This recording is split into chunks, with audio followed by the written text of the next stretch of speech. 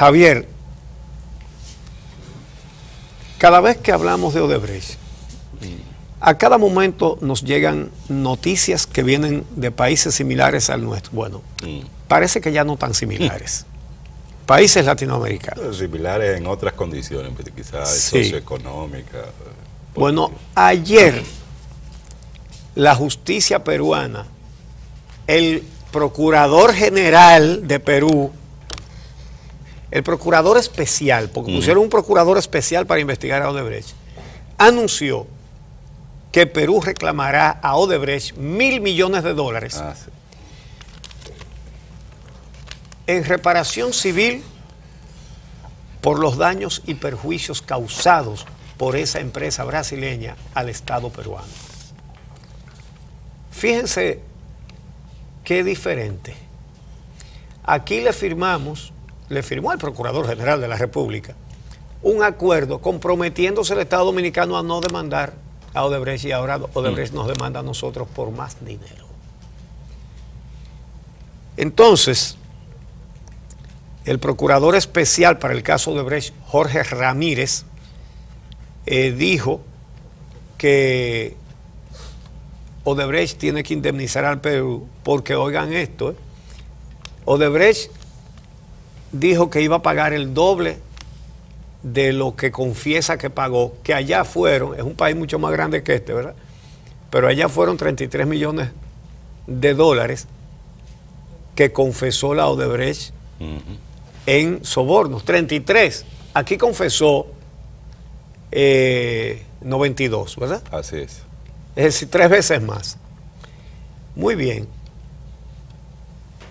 Dice el fiscal general, el fiscal especial, Ramírez, que la Odebrecht ofreció $66 millones y que eso es un insulto a Perú, que va a demandar ahora por $1.000 millones, a menos que entren en caja. Entonces, el portavoz de Odebrecht en Perú, Rodrigo Vilar, está pataleando, dice que eso es demasiado dinero, que eso es mucho más que lo que se acordó con los demás países, entre los cuales estamos nosotros. Entonces, dice el representante de Odebrecht en Perú que en todos los demás países fueron utilizadas para el cálculo de la reparación con prácticas internacionales basadas en el valor de los ilícitos, de los delitos cometidos por Odebrecht. Entonces, también por la eficacia de la información brindada por Odebrecht para las investigaciones. Oye los dos conceptos. En relación con los montos del delito y en relación directa con la utilidad de las informaciones dadas a la justicia de cada país para poder castigar a los sobornados en cada caso. Y aquí el procurador ha dicho que lo que tiene no le da. Que se hace difícil la investigación. Que la investigación es muy difícil. Y entonces, ¿qué fue lo que él firmó? Hay un acuerdo escrito y hay otro no escrito. Tú me proteges, yo te demando y yo me quedo callado con todo lo que yo sé. Porque ¿cómo si no se entiende esto? Perú demanda a Odebrecht por $1.000 millones. Aquí, maliciosamente, descaradamente, la multa, que es una multa, se puso como una indemnización, y dice la palabra indemnización. Ahora Odebrecht puede decir, no, ya nosotros indemnizamos, ahí está. Ya le pagamos a la sociedad dominicana. Sí. Una multa que fue por el doble del monto que ellos admitieron que sobornaron. Que dijeron, porque nosotros hemos dicho varias veces acá, que el Ministerio Público no se ha ocupado de investigar si efectivamente eso que ellos alegan de los $92 millones es el monto que pagaron por soborno, cuando en otras sociedades con investigaciones mínimas se ha determinado que es mucho más el pago por soborno que lo que Odebrecht admitió en Estados Unidos. En todos esos países, Odebrecht ha dicho que pagó menos de lo que realmente pagó en sobornos. Sí. Pero, además, en todos los otros países hay muchísimos presos. Entonces, aquí la Odebrecht sabe cuánto dio, pero no a quién. Sí, Odebrecht ha dicho, hasta donde se sabe, hasta el día de hoy, dimos 92 millones de dólares. Entonces, ¿y a quién? No, a Ángel Rondón. ¿Tú crees que ellos no saben? Ellos tenían el departamento de sobornos aquí. Y una empresa delincuente, los delincuentes siempre desconfían de los otros delincuentes, ¿verdad? Va a entregar 92 millones de dólares a un tipo y le dice, bueno, tú te encargas de repartirlo sin averiguar si le dio lo que tenía que darle uno por uno a cada uno. Por eso la Odebrecht dijo en los demás países a quiénes fue que se le dio. Y aquí la eficacia de la información, según esos acuerdos, consiste que la Odebrecht sabe cuánto dio, pero no a quién. El que sabe es Rondón, y él dice, sí, pero esos son mis honorarios. Con el departamento de sobornos aquí. Por supuesto que saben a quién le pagaron, cuánto le pagaron, cómo le pagaron y por qué le pagaron y a cambio de qué le pagaron. Lo saben todo. Esto es realmente sacarle la lengua al país entero. En Perú, por ejemplo, las investigaciones han afectado a toda la clase política, gobierno y oposición. Fíjense bien, las investigaciones que abarcan del 2001 al 2006, menos tiempo que aquí, está el expresidente Alejandro Toledo con una orden de captura internacional. Alan García, el expresidente Alan García, investigado por sobornos pagados para construir el metro de Lima. El expresidente Ollanta Humala está en prisión preventiva por financiación irregular de sus campañas electorales. Hay 3 expresidentes, uno preso, otro investigado y el otro con una orden internacional de captura. También están bajo investigación la líder del partido fujimorista Fuerza Popular, Keiko Fujimori, la hija de Fujimori. También la que sería su rival, la exalcaldesa de Lima, Susana Villarán. Ambas, Keiko Fujimori y Susana Villarán, por financiamiento de Odebrecht a sus campañas electorales. Es decir, en Perú, donde no hicieron acuerdo con Odebrecht y donde están demandando ahora una indemnización de $1.000 millones a Odebrecht, dieron datos y o están presos o están huyendo, incluyendo presidentes. Y el presidente se acaba de salvar por una trapisonda, por una maniobra, un acuerdo de darle un indulto a Fujimori. Sí. Si no lo quitan. Sí. Es decir, fíjense cómo en Perú, que no hicieron acuerdo con Odebrecht, tuvieron que decir, y aquí parece que le dijeron que no dijeran. Aquí le tienen que haber pedido, miren, cállense, le firmamos esto, nos comprometemos a no demandar, y ustedes no demandan a nosotros. Sí. Y además la multa, única multa a plazo de la historia. ¿Usted ha visto una multa a plazo? Una multa a plazos.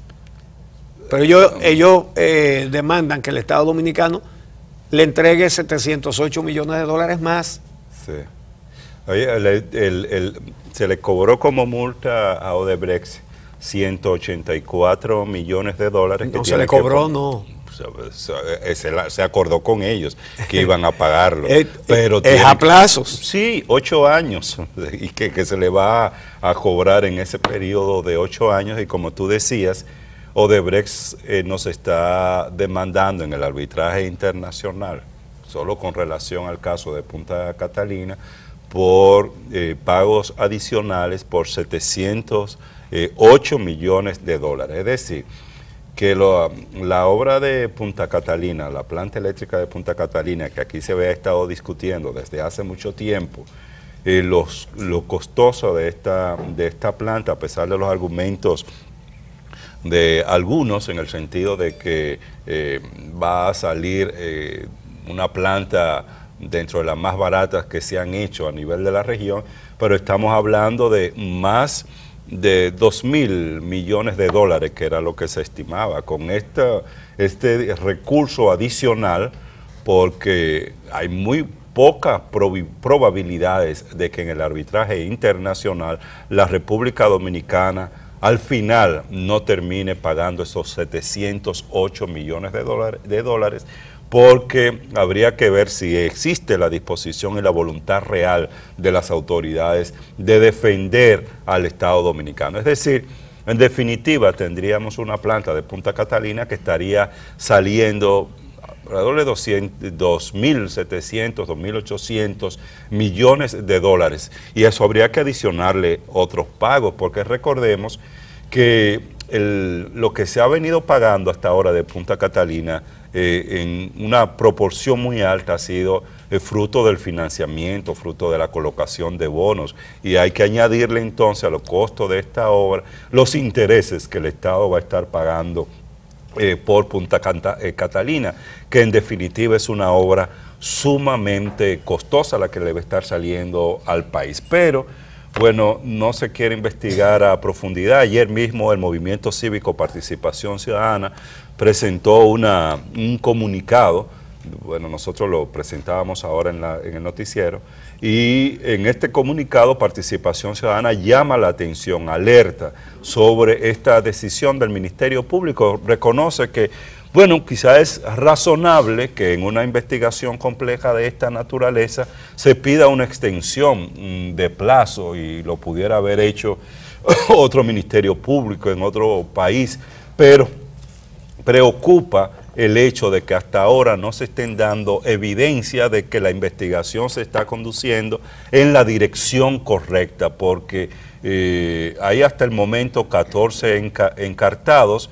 De estos encartados todos sabemos cuál es su situación, todos están en libertad. El Ministerio Público presentó una solicitud de medida de coerción muy débil, que prácticamente se cae, bueno, por lo menos en la solicitud del Ministerio Público, que era de cárcel alrededor de 1 año para la mayoría de estos encartados, la solicitud del Ministerio Público se cayó. Y en ese sentido, hasta el momento no ha salido públicamente información de qué pasos se está dando el Ministerio Público para fortalecer ese expediente, que deberá llegar nueva vez al juez de instrucción para determinar si este caso se va a un juicio de fondo. Si es esperando solo, cruzado de brazos, que llegue información de la justicia de Brasil, pues por lo que ha llegado uno siente mucha preocupación, y sobre todo, y lo dice Participación Ciudadana, porque no se están haciendo otras diligencias que tienen que ver, por ejemplo, con el seguimiento de la ruta, de la manera en que se ha movido el dinero en el país relacionado con esa empresa de Odebrecht, o otros aspectos relacionados con las sobrevaluaciones, por ejemplo, con una auditoría que está haciendo la Cámara de Cuentas, que uno no sabe. ¿Qué está haciendo? Sí, pues se le asignó. Pero ellos no quieren hacerlo. Ellos dijeron primero que ellos no tenían recursos con qué averiguar cuánto se había robado de Odebrecht. Lo dijeron públicamente. Bueno. Y después dijeron que la iban a hacer. Ahora, ¿están haciendo una auditoría? Ellos tienen la misión de hacerla. Habría que ver si van a concluir con ese trabajo. Y no solo si van a concluir, porque pueden concluir, como concluyeron con los equipos de la Junta Central Electoral, que todos sabemos que dieron el visto bueno a ese proceso de compra de equipos. Son del Comité Central. Es decir, ¿qué van a decir? Todos esos aspectos preocupan profundamente. Mira, Participación Ciudadana dice, bueno, frente a la complejidad del caso, es razonable que se pida la prórroga. Yo no sé para qué la conclusión, todo el mundo sabe cuál será. Incluso el hecho del procurador decir que es muy difícil probarlo, ya es un adelanto de su dictamen. Y si el dictamen es otro, si el dictamen del Ministerio Público es que lo somete como quiera, ya dijo que no tiene con qué someterlo. Señores, lo mismo que dijo Miriam Germán. Va a llegar con un expediente pobre. Lo mismo que dijo Miriam Germán el primer día. Recordémoslo, que dijo que este expediente se cae, y fue una advertencia muy oportuna, muy a tiempo. Dijo, ¿y es esto lo que ustedes nos presentan a nosotros aquí? Entonces, hubo escarceo. No, esa es la verdad.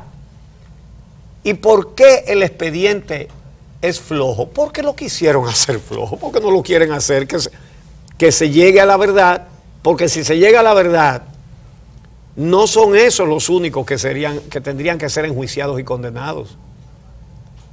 Aquí se está protegiendo a un montón más de gente. Lo hemos dicho antes, ¿cuántas manos aprobaron?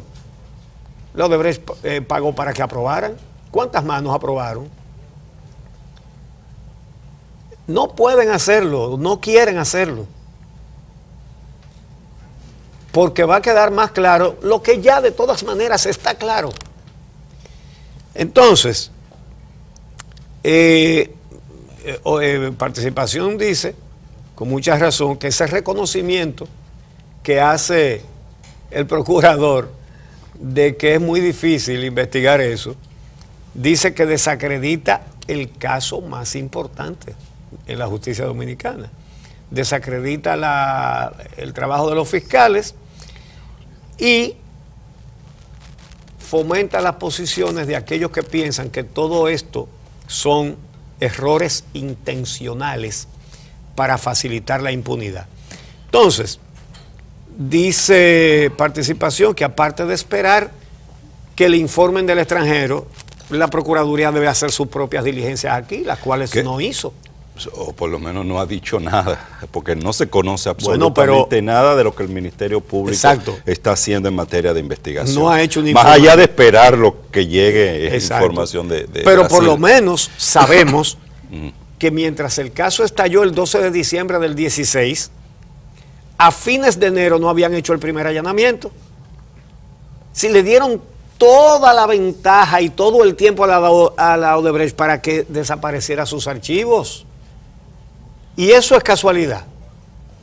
Entonces, están esperando que le llegue una información que solicitaron de el Congreso Nacional, que le va a mandar un reporte.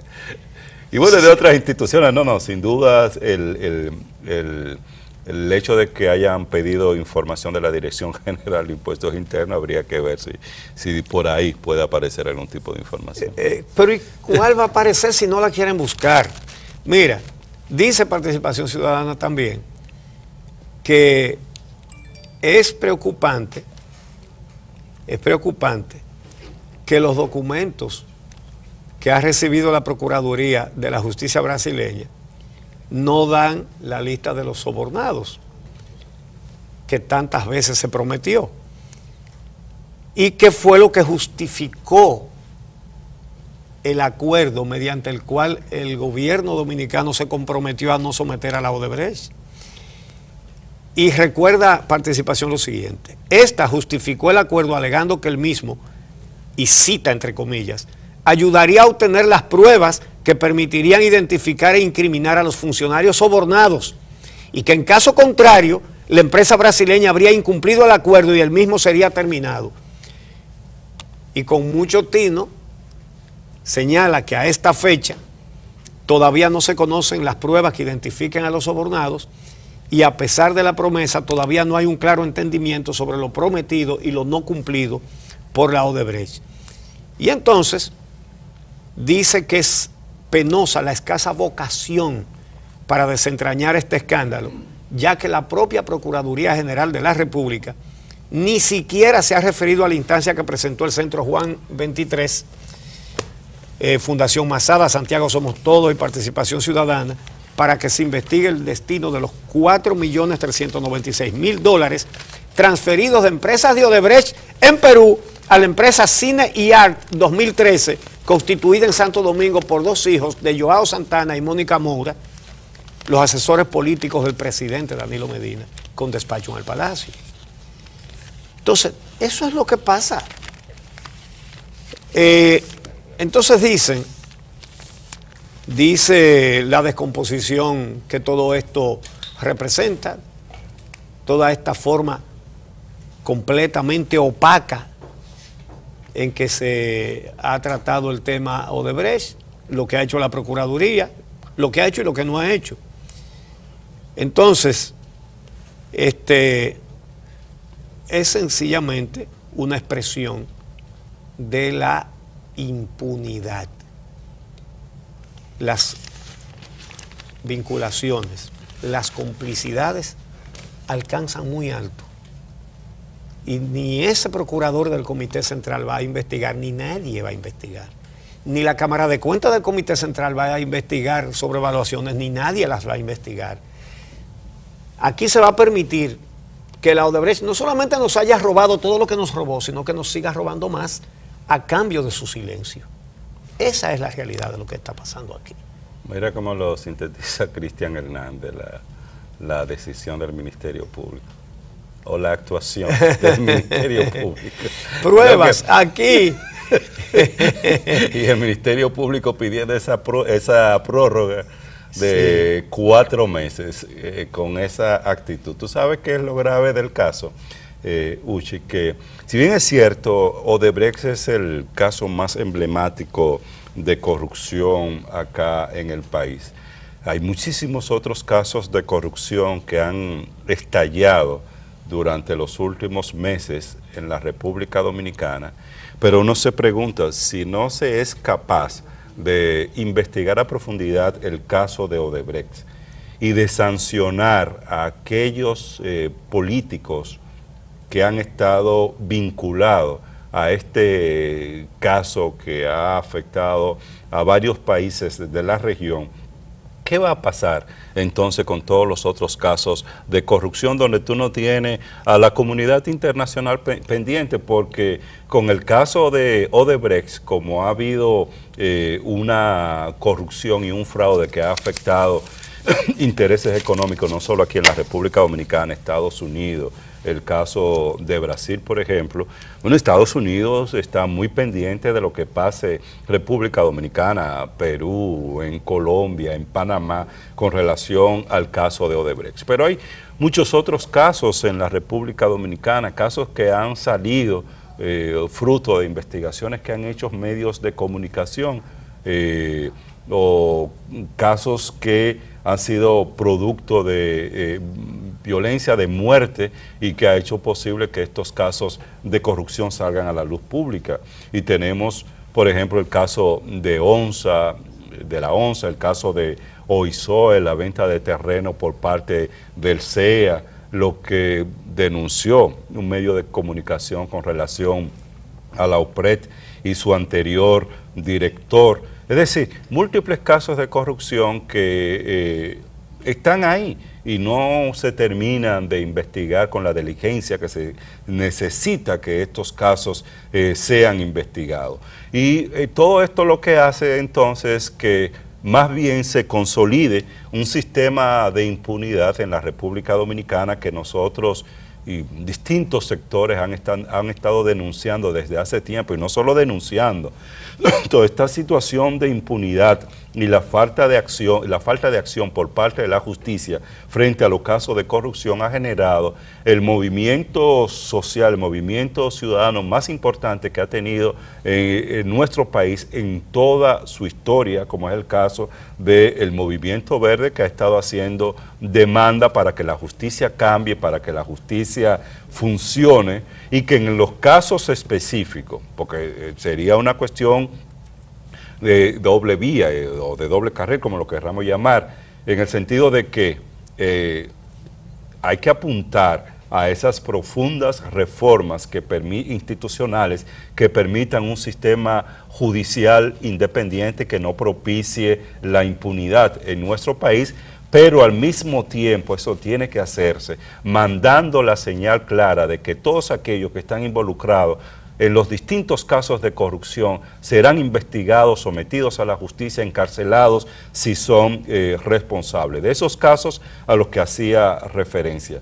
Pero todo parece indicar que hay por parte de la justicia dominicana, las autoridades en nuestro país, muy poca voluntad y disposición de que estos casos puedan ser investigados y los responsables sancionados. ¿Por qué? Bueno, porque lamentablemente tenemos un sistema político con instituciones débiles y en el que los políticos, a partir de las reformas que se han hecho en la República Dominicana, reformas constitucionales que se han hecho en el país y sobre todo la del año 2010, se aseguraron protección, se aseguraron blindarse frente a la justicia en casos de que se conozca, de que la ciudadanía a través de los medios de comunicación se entere de que alguno de estos políticos ha incurrido en actos de corrupción, pero están blindados. Hay una institucionalidad diseñada desde hace tiempo con la participación de los diversos partidos políticos para proteger y amparar a aquellos que incurren en actos de corrupción, y con eso es lo que hay que romper. Y hasta que la sociedad dominicana no avance en esto, y solo se puede avanzar no por la voluntad de aquellos que están en el poder y lo que establecen las reglas del juego, que están ya más que demostrado que no están dispuestos a cambiar esas reglas de juego, si no existe la presión ciudadana para que esta situación termine. Por eso, importante insistir en la necesidad de seguir luchando en contra de ese régimen de impunidad que impera en la República Dominicana. Y esto lo digo porque ya en algunos meses, creo que a partir de mediados de este año, vamos a entrar prácticamente en un año electoral donde la lógica partidaria o la lógica electoral o la dinámica electoral es la que va a estar imperando en el país, y muchos de estos temas se van a echar a un lado, se van a echar al olvido, y todo el mundo va a estar pendiente de cuál es el candidato, cuáles son los candidatos que deben llevar a los cargos públicos, y comienza a generarse todo este nivel de clientelismo político y hacer que la ciudadanía termine olvidándose de cuáles son los problemas fundamentales que tiene y que le están afectando en su cotidianidad. Sí, señor. Bueno, vamos a hacer una pausa. Cuando regresemos, vamos a referirnos a unas declaraciones del Centro Juan Montalvo, que culpa de la llamada invasión haitiana a los militares que cobran por dejarlos pasar en grandes cantidades. Lo dicen sacerdotes que están en la frontera. Pero también vamos a hablar de algunos autoproclamados nacionalistas y patriotas que lo son con intermitencia. La soberanía hay que defenderla en un caso y en otros no.